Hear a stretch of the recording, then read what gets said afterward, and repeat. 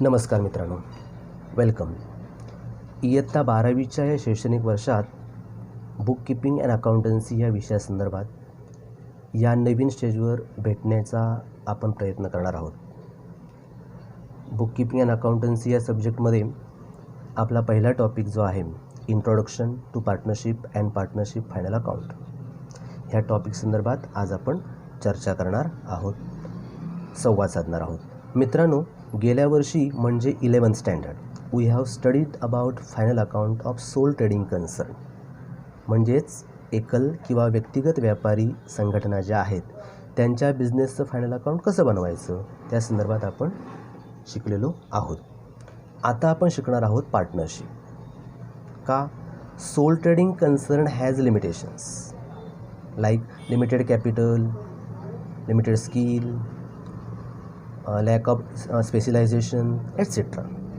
Hence, business need more capital, involve more risk, more manpower to run the business. म्हणजे जास्त व्यक्तींची या ठिकाणी आपल्याला गरज भासते. So partnership can associate more persons, more capital, etcetera for setup on scale of business. म्हणून असं म्हणता येईल partnership is an association of two or more persons. Partnership is association of two or more persons. हा पहिला point आपल्या लक्षात आला असेल. Partnership is association of two or more persons.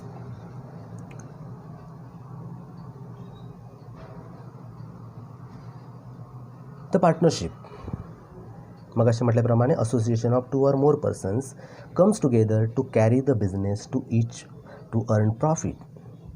म्हणजे जेव्हा दोन किंवा जास्त व्यक्ती एकत्र येऊन नफा कमवण्याच्या हेतूने व्यवसाय करतात त्याला आपण पार्टनरशिप म्हणू शकतो. भारतामध्ये यासाठी कायदासुद्धा करण्यात आला आहे. कोणता कायदा? The Indian partnership act. Indian partnership act या ठिकाणी आहे. कोणता? 1932 हा इंडियन पार्टनरशिप ॲक्ट या ठिकाणी आपल्याकडे स्थापन झालेला आहे. यामध्ये सेक्शन 4 काय सांगतं आहे? पार्टनरशिप डिफाईन कसं करतं? तर partnership is the relation between persons who have agreed to share profits of the business carried on by all or any one of them acting for all. अशी डेफिनेशन्स या ठिकाणी 1932च्या कायद्याअंतर्गत आपल्याला करण्यात आलेली आहे. रिलेशन बिटवीन द पर्सन्स किंवा मगाशी म्हटल्याप्रमाणे टू ऑर मोर पर्सन्स, हे पर्सन्स किंवा व्यक्ती ह्याला नेमकं काय म्हणायचं? तर the persons who have entered in the partnership is called partners. इथे म्हटलं आहे persons who entered in the partnerships are partners. Individually they are partners but collectively they are firms. Individually partners, collectively firm. म्हणजे नेमकं काय? Suppose एखाद्या बिझनेसमध्ये 3 partners असतील तर पहिला पार्टनर, दुसरा पार्टनर, तिसरा पार्टनर असं इंडिव्हिज्युअली आपण म्हणू शकतो. But collectively is called firm. म्हणजेच काय? तर तिघांना मिळून काय म्हणणार आपण? तिघे एकत्र आले, तिघांना मिळून काय म्हणणार? तर पार्टनरशिप फर्म. जसं क्लासमध्ये आपण प्रत्येकजण इंडिव्हिज्युअली स्टुडंट असतो, first student, second student, third student. But collectively म्हणजे पूर्ण एकत्र आलो की आपण त्याला काय म्हणतो? क्लास म्हणतो. तसंच individually partners, collectively partnership firm. ठीक आहे. असं हे ऑब्जेक्टिव्हसाठी फार महत्त्वाचं आहे, आपण लक्षात ठेवायला पाहिजे. पार्टनरशिप म्हणजे काय? पार्टनरशिप ॲक्ट कधी स्थापन झाला? एंटर झालेल्या व्यक्तींना आपण काय म्हणतो? कलेक्टिव्हली काय म्हणतो? इंडिव्हिज्युअली काय म्हणतो? हे सगळं आपण या ठिकाणी बघितलं. आता यामध्ये कोणकोणत्या गोष्टी अपेक्षित आहेत किंवा याची वैशिष्ट्य नेमकी काय? What is the features of the partnership ते आपण या ठिकाणी बघूया. काय काय रिक्वायरमेंट्स आहेत. Number of partners. पहिलं आपण घेऊया नंबर ऑफ पार्टनर्स. किती पार्टनर्स लागतात? As I said before, 2 or more persons म्हणजेच मिनिमम 2 पर्सन्स और पार्टनर्स आपण त्याला म्हणू शकतो रिक्वायर्ड फॉर द पार्टनरशिप. मग मॅक्झिमम किती? हा प्रश्न आलाच. तर मग 2014 झालेल्या अमेंडमेंटनुसार कंपनीज ॲक्ट 2013 मध्ये 50 पार्टनर जास्तीत जास्त जॉईन होऊ शकतात, असं त्या ठिकाणी अमेंडमेंट झालेली आहे. म्हणजेच minimum 2 and maximum 50 according to companies act 2013. हे आपल्यासाठी ऑब्जेक्टिव्हसाठी इम्पॉर्टंट आहे. अजून काय सांगता येईल? ॲग्रीमेंट कंपल्सरी आहे का ती बघूया आपण. ॲग्रीमेंट कशी असू शकते? भविष्यामध्ये कोणते डिस्प्यूट्स होऊ नयेत. आपल्याला माहिती आहे आर्थिक घटक एखादा आला की डिस्प्यूट्स भांडणं हा प्रकार होऊ शकतो. मग भविष्यामध्ये असे कोणते डिस्प्यूट्स होऊ नयेत म्हणून पार्टनर्समध्ये ॲग्रीमेंट म्हणजेच करार करणं गरजेचं आहे. मग तो तोंडी असेल किंवा लेखी असेल, कोणताही चालतो, ओरल ऑर रिटर्न फॉर्म. मग यातील बेस्ट कोणता किंवा जास्तीत जास्त कोणता प्रिफर केला जातो? तो म्हणजे रिटर्न. कारण का? कारण रिटर्न असल्यामुळे हा करार आपण कोर्टामध्ये डॉक्युमेंटरी एव्हिडन्स किंवा प्रूफ म्हणून आपण सादर करू शकतो आणि आपली बाजू बळकट करू शकतो. म्हणून रिटर्न फॉर्म असणं गरजेचं आहे. आता रिटर्न फॉर्म जो आपण म्हणतो त्याला नेमकं काय म्हटलं जातं? तर return agreement between the partners is called as partnership deed. इथे मी उल्लेख केला आहे पार्टनरशिप डीड. ठीक आहे. आता return agreement between the partners आपण म्हणताना ती ॲग्रीमेंट आपल्या पुस्तकामध्ये दिली आहे, आपण ती बघू शकतो. कोणत्या फॉर्ममध्ये कशी असते ती आपण या ठिकाणी बघू शकतो. ॲग्रीमेंट भारतीय गैरन्यायिक हा जो फॉर्मॅट दिसतो आपल्याला किंवा हे जे चित्र दिसतं पार्टनरशिप डीडचं, अशा प्रकारे ही पार्टनरशिप डीड या ठिकाणी असते रिटर्न फॉर्ममध्ये आणि त्याच्यावर साईन्ड बाय द पार्टनर्स असं आपण. त्याच्यामध्ये कंटेंट्स कोणकोणते असतात ते दिलेत आपल्याला या ठिकाणी. काय असणार? Name and address of the firm and its business, name and address of all partners, duration of the partnership, capital contribution of all partners, how many capital they have contributed in to the business, ratio in which profit and losses are to be shared, right त्यांचे कोणकोणते अधिकार आहेत, duties कोणत्या कर्तव्य आहेत त्यांची, liabilities of the partners, आपण मगाशी म्हटलं liabilities are unlimited, provisions related to the admissions, retirement, death of the partner, ते आपण पुढे भविष्यात पुढच्या टॉपिक्समध्ये शिकत जाणार आहोत. कॅपिटलचा तुमचा इंटरेस्ट असणार, rate of interest on capital, loan, drawings etcetera, salary, commission allowed to the partners, settlement of account at the time of dissolution of the firm, method of settlement, disputes, any other. तर असं आपल्याला ॲग्रीमेंटमध्ये ह्या ठिकाणी दाखवता येऊ शकतं किंवा return केलं जातं आणि मग अर्थात हे साईन्ड बाय द पार्टनर्स असतं. तर आपण काय बघितलं या ठिकाणी? In the return form, agreement in the return form is called as partnership deed. ठीक आहे. अजून कोणता भाग सांगता येईल आपल्याला? तर रजिस्ट्रेशन हा एक भाग आपल्याला या ठिकाणी विचारात घेता येऊ शकतो. रजिस्ट्रेशन म्हणजे नोंदणी. According to Indian partnership act 1932, registration of partnership firm is optional not compulsory. म्हणजेच रजिस्ट्रेशन करायची किंवा नोंदणी करायची आवश्यकता नाही. तुम्ही नोंदणी किंवा रजिस्ट्रेशन करू शकता किंवा न करतासुद्धा आपला बिझनेस तुम्ही चालू ठेवू शकता. मात्र 1 एप्रिल 2005, 1 एप्रिल 2005 पासून in only state of Maharashtra it is compulsory. फक्त महाराष्ट्रामध्ये मात्र आपल्याला रजिस्ट्रेशन कंपल्सरी आहे आणि बाकीच्या ठिकाणी मात्र हे कंपल्सरी नाही. तुम्ही करा किंवा करू नका. म्हणजेच पुन्हा एकदा रिवाईज करूया. Registration is not compulsory except Maharashtra. Maharashtra it is compulsory. ठीक आहे.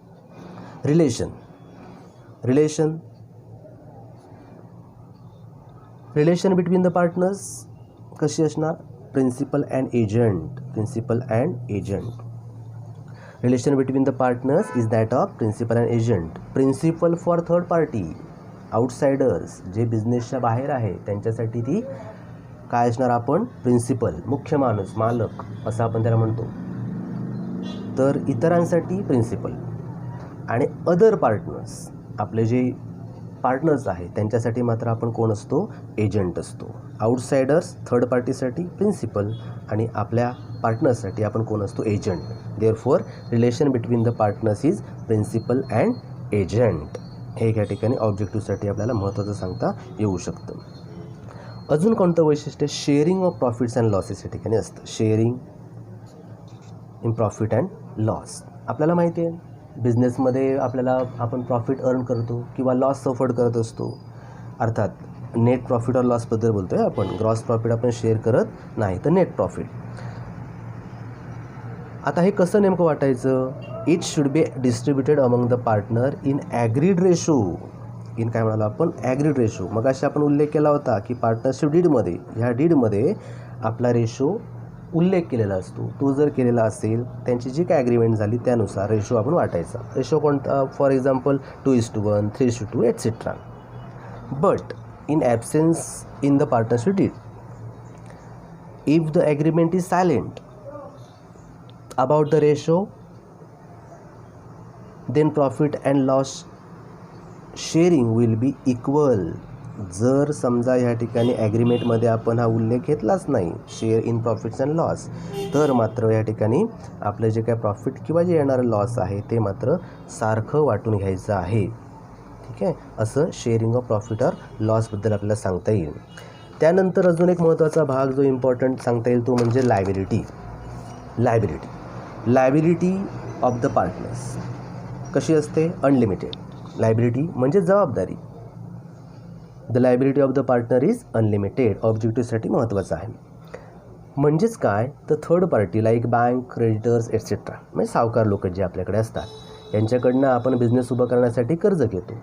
मग ही कर्ज भागवण्यासाठी किंवा परतफेड करण्यासाठी तो refund the loans from the two the third party. अशा वेळेस आपली बिझनेस प्रॉपर्टी आणि त्यानंतर पार्टनरशिप प्रायव्हेट प्रॉपर्टी म्हणजेच व्यावसायिक मालमत्तेबरोबरच खाजगी मालमत्तासुद्धा वापरली जाऊ शकते. त्याला म्हणणार आपण लायबिलिटी इज अनलिमिटेड. ठीक आहे, liability of the partners is unlimited. अशा प्रकारे ही काही पार्टनरशिपची वैशिष्ट्ये आहेत आपल्याला सांगता येऊ शकतात. आता आपण थोडंसं कॅपिटल संदर्भात बघूया. कॅपिटल म्हणजे काय? आपल्याला माहिती आहे, आपण 11वीमध्ये शिकलो आहे. Amount in cash or kind brought in by the partners is called as capital. किंवा total investment by the businessman to the business is called capital. हे कॅपिटल कसं ऑपरेट करायचं? How to operate the capital. Operate कसं करायचं या संदर्भात काही methods आहेत. आता मेथड्स कोणकोणत्या त्या मेथड्स आपण बघूया. त्यामध्ये पहिली मेथड्स आपण विचारात घेतली या ठिकाणी. आपण अगोदर ही घेऊया fluctuating capital method. Fluctuating capital method. What is the meaning? The method in which capital balance is changes every financial year is called fluctuating capital method. म्हणजेच काय? तर दरवर्षी कॅपिटल बॅलन्स तुमचा बदलत राहतो.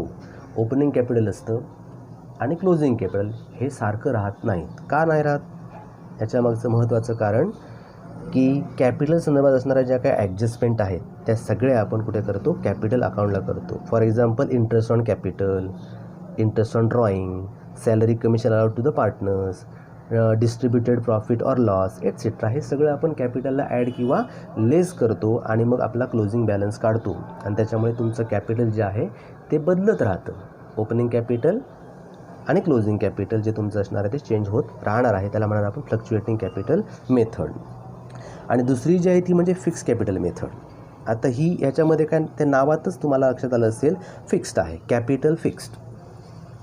The method under which capital balance of capital remains constant or fixed.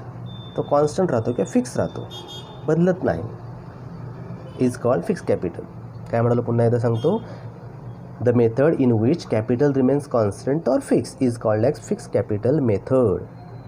जसं मगाशी सांगितलं तुम्हाला की कॅपिटलच्या सगळ्या ॲडजस्टमेंट ज्या असतात त्या मगाशी आपण ह्या मेथडमध्ये फ्लक्च्युएटिंगमध्ये आपण कॅपिटलला ॲडजस्ट करायचो.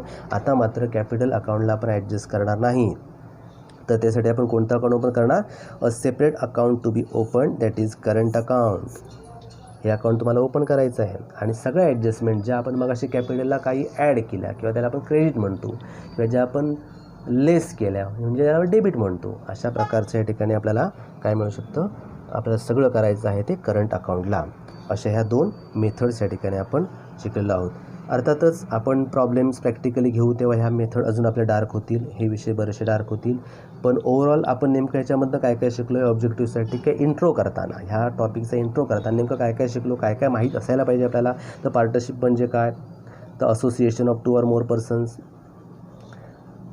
त्यासाठी ॲक्ट कोणता, इंडियन पार्टनरशिप ॲक्ट 1932 हा ॲक्ट आपल्याकडे आहे. बरोबर, काय शिकलो आपण, association of 2 or more persons is partnership. Indian Partnership Act 1932, a person who entered into the partnerships are partners, individually partners, collectively firm. Number of partners, how many, minimum 2, maximum 50, according to Company Act 2013. Agreement, preferred written form, in written form is called as partnership deed. Relation between the partners as a principal and agent. Share in profits and losses, if it is written in the partnership deed then it is agreed ratio, or in absence it is equal. Liability of the partner is unlimited. Methods of capital, two methods, that is fixed capital and fluctuating capital method. Fixed capital method, capital remain fixed at the end of each financial year. For that purpose we have to open a separate account, is called as current account. All adjustment have to be done with the current account. Second method, fluctuating capital. Fluctuating means changes every year, capital changes every year. ठीक आहे, तसं हे तुमचं overall ऑब्जेक्टिव्हसाठी सुद्धा उपयोग होईल आणि partnership म्हणजे काय ते आपण ह्या भागात शिकलो. ठीक आहे, धन्यवाद.